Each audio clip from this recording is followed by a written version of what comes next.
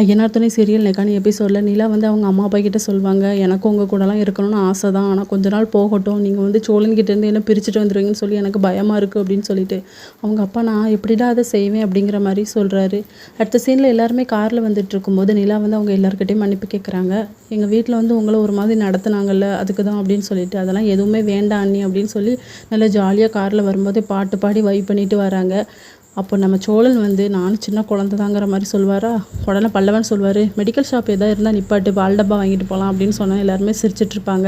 இன்னொரு பக்கம் வானதி வீட்டில் அவங்க அம்மா அப்பா 2 பேரும் சொல்லுவாங்க, அந்த பொண்ணோட அப்பா எவ்வளோ கிராண்டாக நடத்திட்டாருன்னு, அவங்க வீடு எவ்வளோ பெரிய பங்களா மாதிரி இருக்குது, ஆனால் அந்த பொண்ணு எவ்வளோ சிம்பிளாக இருக்குது, நல்ல பொண்ணுன்னு சொல்லி பெருமையாக பேசும்போது வானதிக்கு பிடிக்கல.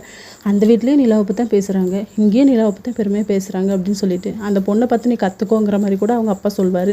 அதுக்கப்புறம் ஒரு நகையை எடுத்து கொடுத்து, இந்தாடி உன் கடைக்கு யூஸ் பண்ணிக்கோ, அதுக்கப்புறம் நீ தான் திருப்பி தரணும் என்ன அப்படின்னு சொல்லிட்டு அவங்களும் சரிங்கிற மாதிரி சொல்லுவாங்க. சோழன் எல்லாருமே ஃபோன் பார்த்துட்டு இருப்பாங்க, சேரன் மட்டும் தான் வேலை பார்த்துட்டு இருப்பாரு. நிலா திட்டினோன்னா எல்லாரும் அடிச்சு பிடிச்சி அவங்கவுங்க வேலையை பார்க்க போவாங்க. இதோட இன்னைக்கான எபிசோட் முடியுது.